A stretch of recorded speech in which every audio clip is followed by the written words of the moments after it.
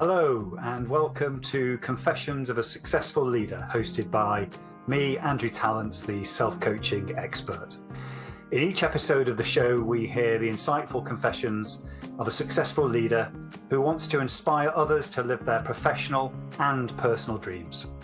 I am always keen to hear your feedback, particularly in relation to the kinds of leaders you would like me to invite onto the show in future.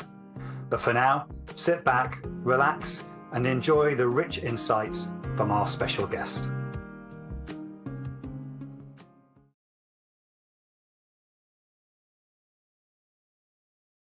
Hello, and welcome to another episode of Confessions of a Successful Leader, hosted by me, Andrew Tallents, the self-coaching expert. I'm delighted that Prateek Jain has joined me in the studio today. Welcome, Prateek. Thank you, sir. Thank you. It's good to have you on the show today. We're looking forward to hearing your story. What we always like to do with our guests is just to get to know you a little bit first. So tell the audience a bit about who you are and where your current focus is. Yeah, sure. Absolutely. Yeah. As every human being, I am a blend of professional experiences, personal passions, dreams, and my life learnings. So my journey has had its own share of milestones covering almost 25 years in the corporate sector, where I had the privilege of working with some of the global leaders like GSK and Unilever.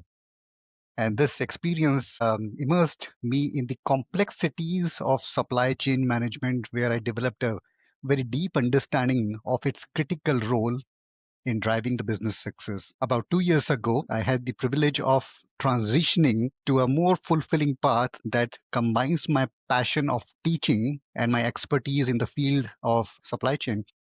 So I currently teach at the National University of Singapore Business School. Besides consulting my corporate clients on the best practices in supply chain procurement and branding. Quite recently, I was joined by one of my colleagues from the business school, and we co-authored a book titled Supply Chain 5.0, The Next Generation of Business Success. And this book synthesizes the academic research, my own industry experiences, and the insights that we gained from extensive interviews with the industry leaders. And our goal was very simple: to equip the businesses with the knowledge and the foresight needed to have those efficient, ethical, and the profitable supply chains in future. Beyond my professional pursuits, I have a passion of playing the Mohan Veena. It looks like a guitar, but actually it's an Indian classical musical instrument. I'm also a ACE certified personal trainer, so I enjoy helping others achieve their fitness goals while staying fit myself. So I have 3 students that keeps me sort of fit and sort of engaged in my routines as well. So that's me, Andrew. Super. And I'm putting you on the spot here, but do you have your instrument with you in the room with you? Not in this room, but yes, I have it in the next room. Maybe another podcast. Maybe another podcast. I'm Would keen to be hear it at some point. Yeah, we could forecast that supply chain kind of a thing where you are able to anticipate the Mohan Veena, and I bring those things in. No, well, Another podcast. Absolutely. The reason I was really looking forward to speaking with you today is because from my prior experience in the recruitment sector, global headhunting sector, I always felt that the supply chain function was always one that was underrated, underestimated, and yet it really is essentially the chief operating officer role within the company in terms of the broader functions. Absolutely. Obviously, it's moved on a lot since then in terms of how AI supports that as well. So, and what I'm also looking forward to is your very interesting from a background of being in corporate environment for many years and learning all of the skills required to navigate the politics of a corporate background. And yet, obviously, that entrepreneur was within you to be able to go your own way 2 years ago and obviously do what you do now. So I'm looking forward to hearing what's behind all of that. So let's take you right back, Prateek, to your childhood and talk to us a little bit about what those early environments around your family, your role models as you were growing up, and how they informed your early leadership style. Sure. Yeah. Well, our first learning actually begins at home, for all of us. And as children, we learn, so much by simply observing the people around us in our lives, right? And for me as well, I've been deeply influenced by my father, who is an orthopedic surgeon. And one of the things my father taught me is that each one of us has their own inherent strengths. And all we need to do is to believe in that strength and develop it. And this can be catalyzed by someone who believes in us as much and encourages us, and from thereupon we blossom into an individual and, open our full potential to what we could be in future. I did observe him quite consistently, going beyond his professional duties to encourage, to mentor, to open doors for his patients, colleagues, his team members, relatives, and even those who were outside his immediate circle. And I remember one of the times he said to me, Prateek, the true fulfillment comes from selflessly supporting others. And once you help someone, encourage them or make them aware of their strength, expect no returns. Some of them might come back and say thank you, others may not, and others might also criticize you for that. But at the end of it, you know that you've done your job well, and that's enough. And as a child, I observed and I listened to him, but I didn't really understand what it really meant until my first professional assignment when I joined one of the dairy factories as a young professional. And although I was very enthusiastic about learning, about taking initiatives, I made a big mistake, operating one of those plants, and this led to a massive drainage of milk. So the liquid milk got drained, and it was a huge loss. And the funny part was, I didn't even realize that I had committed a mistake until a few hours later when I was summoned to the general manager's office. While I observed the reprimand, my general manager, instead of dismissing me from the job, which would have been quite natural, he took me under the wings. He provided me the opportunities to learn and to grow. He encouraged me to identify my own strengths and work on developing them. And I felt he was actually demonstrating the principles that I had learned, from my father. And that experience profoundly impacted me. On the last day when I was ending my job there, I just went to his place and I expressed my gratitude and I asked him, how may I ever repay him? Okay, because for all that he had done for me, instead of firing me, he brought me up and he taught me and he encouraged me and he developed that confidence in me. And he simply said, and this was very profound, he said, if you ever wish to repay me, this on. Enter others when you have the opportunity and let the tradition continue. Now, many years later, I am humbled to say that the grace of the universe has been upon me and the tradition has continued thus far. So I see it unfolding in my own journey. So whether it has been my colleagues or my teams at the workplace or the young entrepreneurs that I'm teaching now, I see this repayment being done slowly and gradually. It's all about recognizing people, that they have that power within. They only need a little bit of encouragement, a bit of trust, and a tiny little support to get that fired up. And that's what it is, actually. That's what leadership to me is. And that's what I've been trying to do, or trying to repay that gentleman many years ago.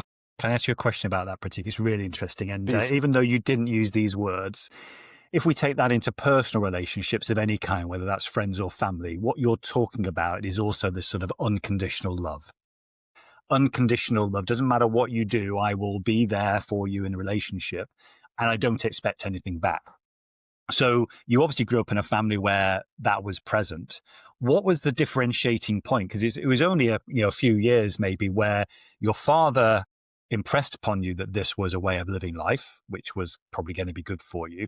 And yet you didn't necessarily really totally understand that until it happened in that dairy environment. What was it then about this sort of family versus professional environment which then really reinforced that this actually is the way I want to live my life? I'm really fascinated about that. It was simply that incident, because I could have been fired for doing whatever blunder I had done, and somebody trusted me because somebody saw that it was a very naive mistake. And yes, anybody could have done that, but I had all those good intentions.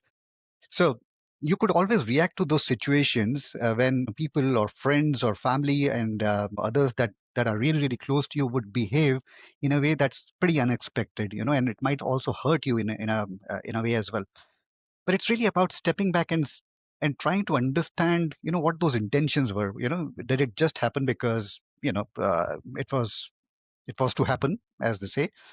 It was naive, it was not intentional. And if yes, just just release it, just let it go. And that's where the balance comes in. And I think one of the things obviously I learned over a period of time was to have that balance, because at certain periods in my life, I was tilted more towards one side rather than the other, and that disturbs the balance. But again, the point is, whether it is the professional environment or the personal relationships, it's always about giving the people the benefit of doubt, stepping back from that situation and trying to see that big picture. All right, this happened. It did not really feel good. I was hurt. I didn't really expect somebody who was as close to me as they would have been, to be doing that. But hold on, before we press the button, can we really understand exactly what the intentions were, what the actual incident actually taught us? And I think that's been a big learning. And I think once I understood this, because this was one of those trigger that happened in my life, whether it was those personal relationships or whether it was those professional ones, it just continued, because it's really about you connecting with people, you having that repertoire of understanding, doing it all over again when the situations are not exactly as you would have expected them to be. And that's what it is all about. I love what you're saying there. And I'll make a statement now, which some people may not agree with, but certainly in the West, and you've worked for Western owned organizations, this kind of attitude tends to come to us later in life. It's not something that's necessarily instilled in family environments, what you've described about what was in your family environments and that understanding. So let's say there's somebody out there now who's in their 20s and they really resonate with what you've just said. It's not come from their family background, it's something that's coming from within. And yet they're finding it challenging to still live this way of life in terms of giving, not expecting anything in return, and finding some of those challenges around where people are finding that odd behavior or taking advantage of them. Talk to us about some of the challenges you faced in your 20s and maybe how people can learn from that. Sure. I think, one of the things that I realized was, and I just mentioned, I was like not really balanced. Sometimes I was tilting on this side and sometimes on the other one. I think that's what we would always encounter. Doesn't matter, what stage of life it would be. So I wouldn't say any of my past experiences sort of negatively impacted my leadership. There were periods, I would say, that I actually experienced burnouts.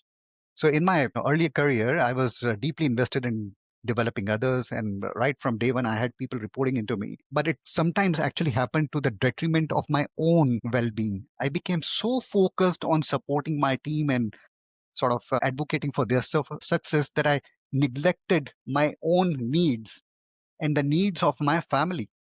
And this hyper focus sort of gradually led to a sense of exhaustion and imbalance. And I realized that neglecting my personal life impacted my ability to then effectively lead and support others in turn.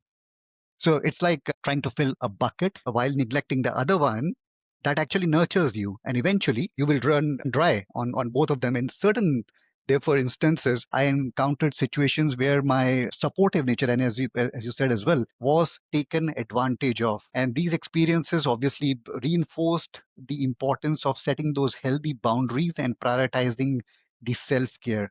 And it is all about a balanced phenomena. You can't just keep going on and on onto a same track, not learning from your mistakes and just continuing with that. To anybody who's embarking on this journey, it's really about that balance.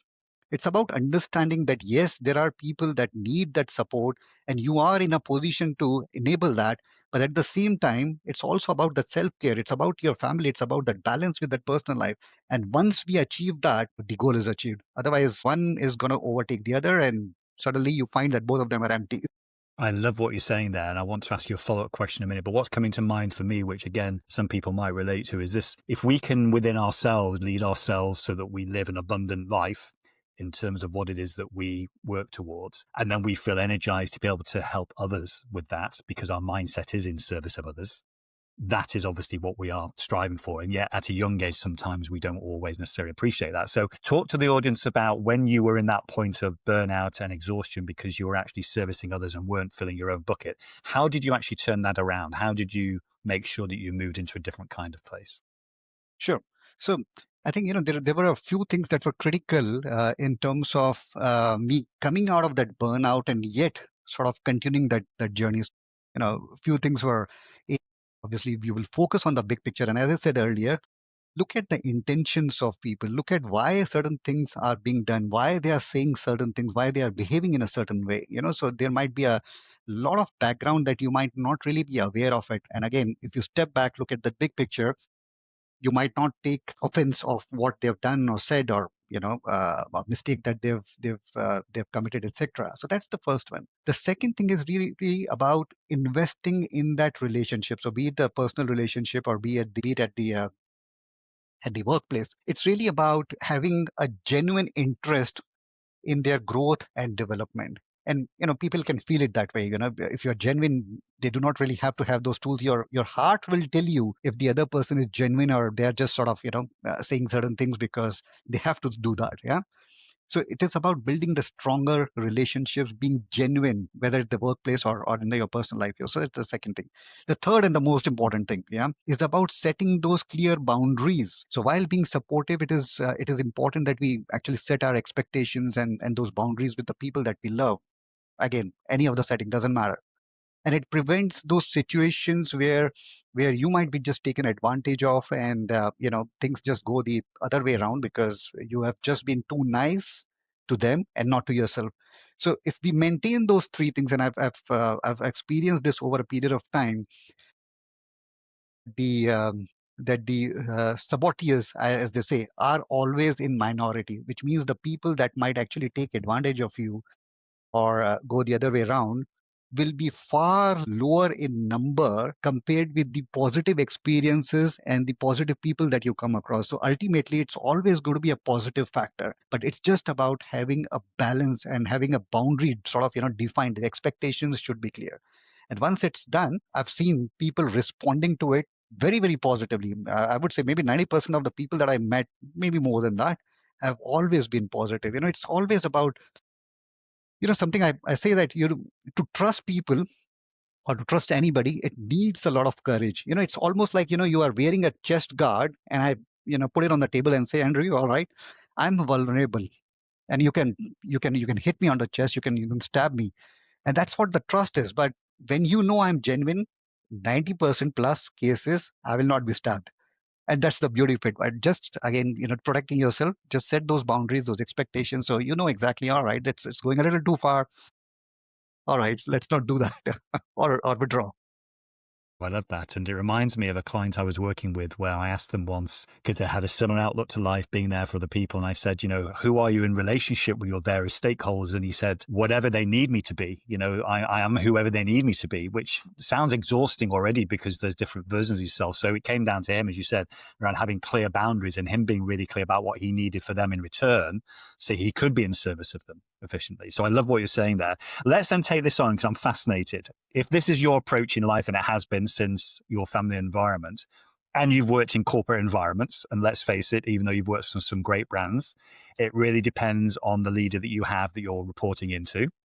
You can't always choose them because they change rapidly over time. So when you got into your 30s and still adopting this approach in life, just talk to us about some of the challenges that you had, maybe as leaders you're reporting into transitioned, and how you still try to maintain your approach to work. Yeah, sure. So I think you said it beautifully. You don't choose your bosses, but what you actually do is choose your attitude towards your bosses. And I think that's one of those phenomena. And I've worked for many different nationalities, different people, and obviously everybody has a different outlook and a mindset and the way they operate and stuff like this. They have their own philosophies, and I think again it's really about being genuine. So when you approach them, and you don't really have to change yourself, it's really about an understanding that you come to with them. This is A and this is B. That's fine. A and B can coexist. A doesn't have to become another A or B. It doesn't have to be that way. It's just about mutually understanding, accepting, and then moving together forwards. Because then it's about complementing and supplementing rather than just being the same. You don't do that.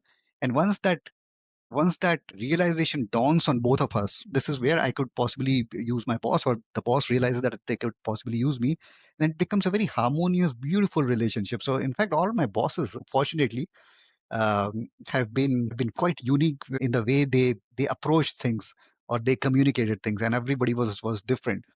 The good thing was that we always, as I said, choose our attitude. And if we are positive towards them or anybody else, even the people down below you, it's about creating that bridge. All right. And when that bridge is created mutually, then there is peace, and then there is love, and there is success. And I think that's what I've seen many, many times. I had one of those bosses that was very, very aggressive. They won't even smile if there was a meeting. Everybody would be very silent because the gentleman is here, and you don't want to say anything that might offend them, and the hell would break loose. So people are going to be very, very guarded. The environment is going to be tensed. He would rather not smile at anything, and it's like, all right, it's very strict. If I mean business, I mean business. But I've seen, many, many times that, they have been vulnerable too, over a period of time, of course, and they've smiled and they have laughed and they've felt sad and they have almost, sort of, had those tears in their eyes as well, because everybody at the end of the day is a human being, whether you choose to wear that mask or to display that genuine inner true self is your choice. But over a period of time, you do get to see that real person. And once you understand that real person, you know everybody is so beautiful. Everybody has that beautiful side of it. Just that, in the first year or maybe first few months, you did not really see that positive side, but that doesn't mean that they are not human beings and they are just robots. I love that. And I think it was Shirzad Shamin that said, who was behind the positive intelligence model and the saboteurs model, that whenever we're in difficult situations with a boss or somebody that we can't see eye to eye with, almost visualize them as the 7-year-old. What were they like as a 7-year-old with their lives ahead of them and the adventurous nature and the dreams they may have had? And I love that kind of visualization, in a sense of treating them with care and love and that unconditional type of presence. So thank you for sharing that. We're going to get into the transition in terms of moving from corporate life into what you're doing now. But before we do that, I'm really intrigued. Obviously, you have your ups and downs. You've already talked about the burnout younger in your life.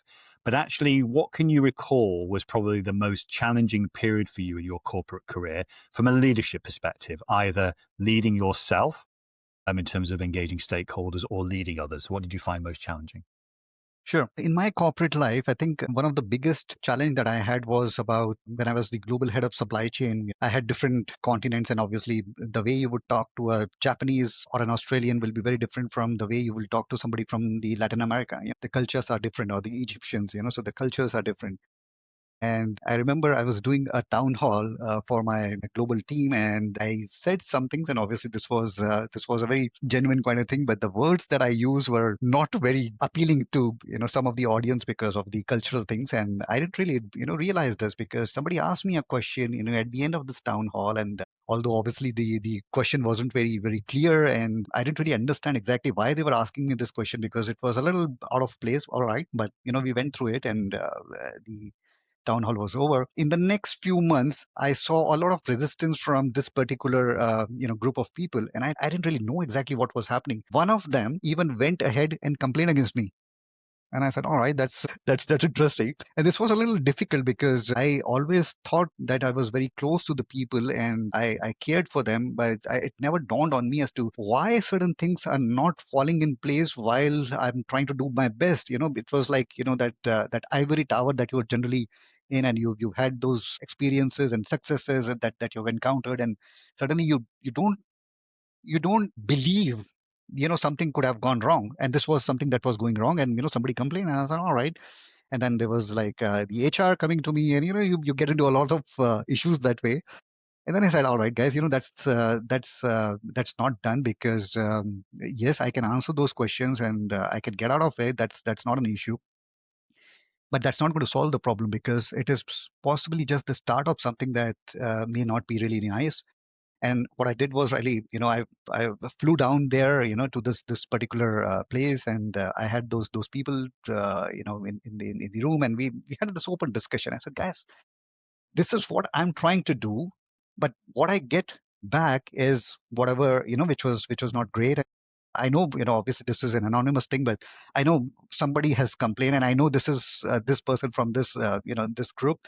It doesn't matter who it is, but I really want to, take that feedback, and I really want to understand as to what's really happening, because that's how I do things, and this is what my priority list is. Blah blah blah blah blah. And then, obviously they were quiet and they did not want to speak, because you don't want to, bell the cat, and I was the boss actually. So, but then over a period of time, we had this lunch meeting, the lunch being served, and I just got up and, I said, one of the traditions that in Asia is that the eldest in the group gets to have the first dish. It's just a tradition. So I'm not the eldest in the group. So, would you like to start? And I just did that. And suddenly, there was this change because they said, well, we didn't think that you are going to be doing something like this, although this is not the tradition here, but, blah, blah, blah, and all those things. It was a very emotional turnaround. And then people started to talk to me, hey, Prateek, you said this and you do this. And you got to be sensitive to this, and we don't do things like this, and we have been brought up like this, and our whole life has been concentrated around this particular factor, and you have disrespected that. And I thought, oh, you know so this was a realization that never sort of came onto me, because we were obviously, with those successes that you get early in life, you are almost in that ivory tower, and you believe that what you are doing is absolutely perfect, you cannot go wrong.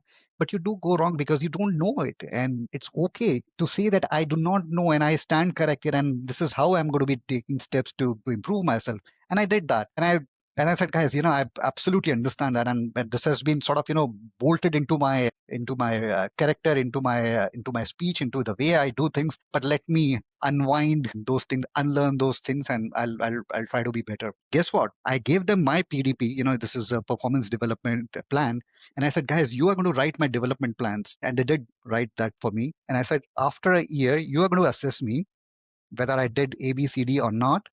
And if there's a feedback that I should take on to further improve myself, I will do that. It was a difficult period, actually. I can tell you, it was a very difficult period. All those complaints going, and suddenly, somebody who was like a high-flying person is like down the ditches.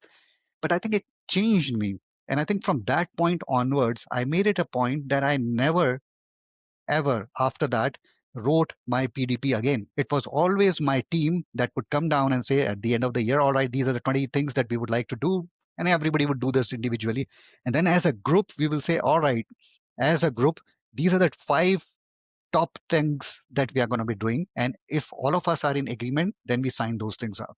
And guess what? With those 5 things, because everybody was aligned to that, we delivered excellent results. We had major issues, and we had, obviously, I'm sure all the audience would have had similar kind of things. It's never a smooth life. You always have challenges, and you are always having those ups and downs.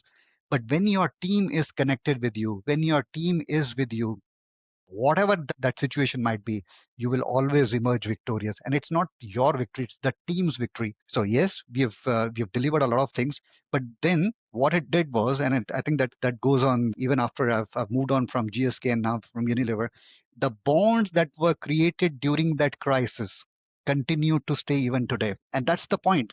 And that's the point, because this is how you have been trying to repay, what I took many years ago from this gentleman, from this general manager. It's about the relationship. It's about going through those ups and downs together that even strengthen the relationship even further.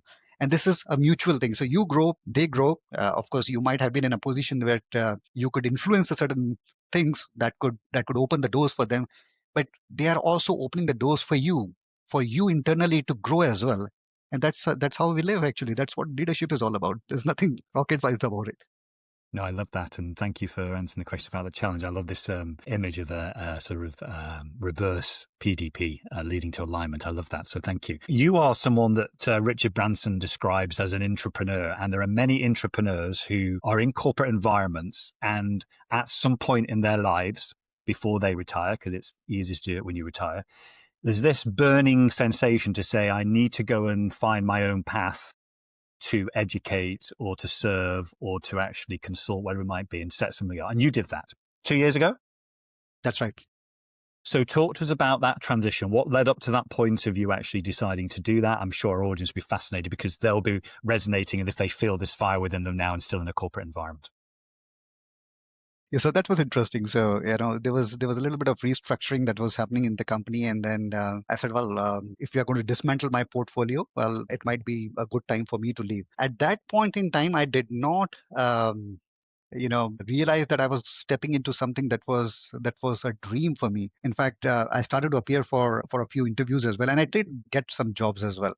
Pretty senior jobs as well. But then I said to myself, well, that's going to be another rut. That's going to be another of those things. You've done that. You've been there, done that types, right? Do you want to continue doing that, or do you want to do something else, because that's whatever is left of whatever I'm going to live up to. And if it is not now, maybe the universe has given me an opportunity to rethink, to reevaluate my priorities, and see exactly what I want to really do, rather than really get into that those kind of grooves and that rut, and then you continue to lead your life, another few years before you are unable to do anything else anyway. And that revelation was very different. It took me a little bit of time to adjust to that.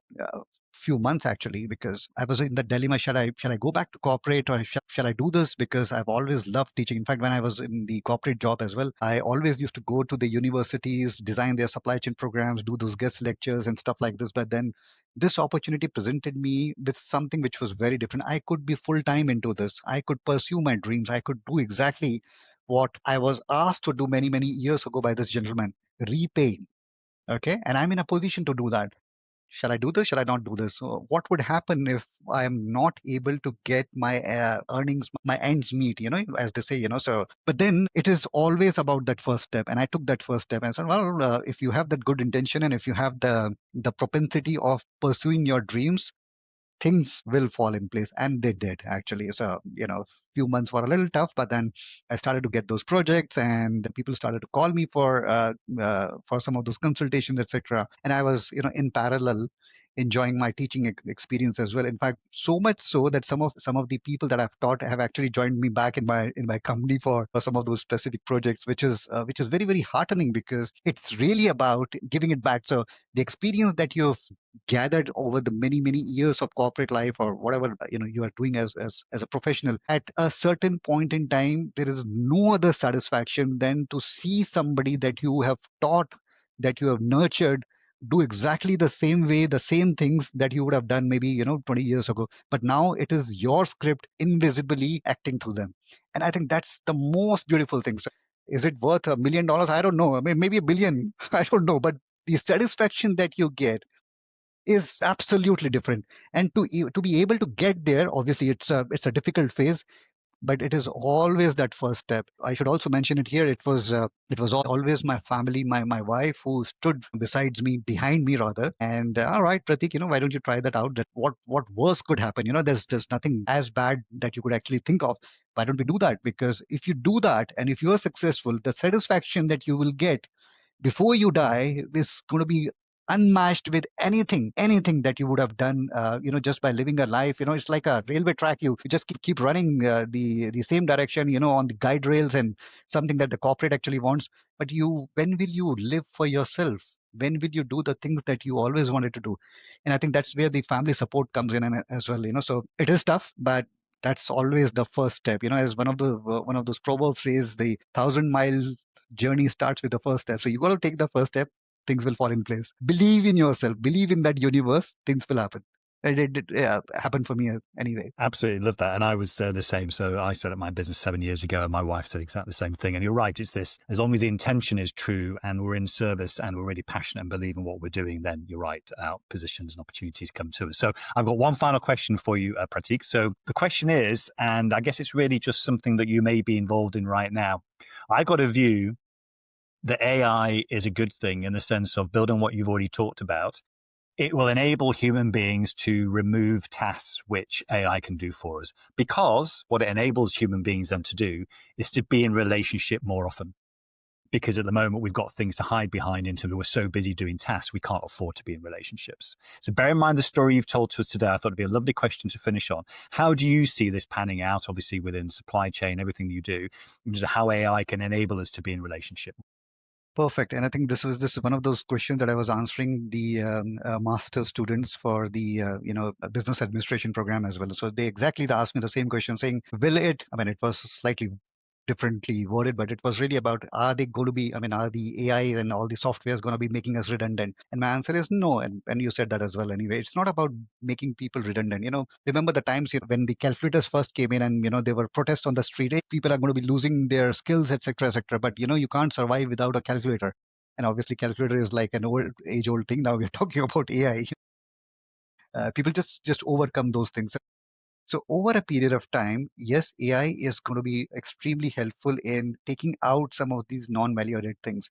Then human beings are always human beings. They are always those creative creatures. They will invent something else where they can invest their minds and their brain power in to create something more beautiful, more beautiful than an AI, so that's continued to happen. And we continue to evolve. Obviously, 100 years ago, maybe 200 years ago, our ancestors did not really have exactly the same thing that we have here. We are talking virtually today. Yeah, it was unimaginable, 200 years ago. But the way we have started to interact, the way we have started to do things has only brought people together, not just emotionally or virtually or mentally, but also spiritually. The things that were not accessible to any of those, Eastern versus Western cultures, etc., as we talk about, are no longer there. So the evolution of the human being, the human spirit, is going to be catalyzed with the use of AI. So I don't think it's a threat in any way. It's really an enabler. It's a catalyst, and I think that's go a long way. So whether you talk about supply chain with procurement, we can get too technical about this, but it's not really about. It's about welcoming. It's about something that has been created for the good of human beings. And if we remember the calculator story, that's another of those transitions that we are making. Well, I love that. It's a great place to finish, and that AI will enable us to actually practice conscious leadership more effectively as a human being. Love that. Prateek, it's been great spending time with you. I've loved your story. I love the fact that you've obviously worked in that kind of environment, which has allowed you to practice, you as a human being and what you really believe in. Thanks for sharing all your thoughts as well today, and I really appreciate you being on the show. Thank you so much, Andrew. It was a pleasure being on this podcast with you. Thank you so much. I hope you enjoyed this episode of Confessions of a Successful Leader. You can access all previous episodes of the show at confessionsofaSuccessfulLeader.com. If you are interested in finding out more about conscious leadership and self-coaching, just type in Andrew Tallents into LinkedIn or your favorite browser, and you'll find my contact details and all the content that you need. Until next time, don't forget to stay present, curious, and above all, conscious.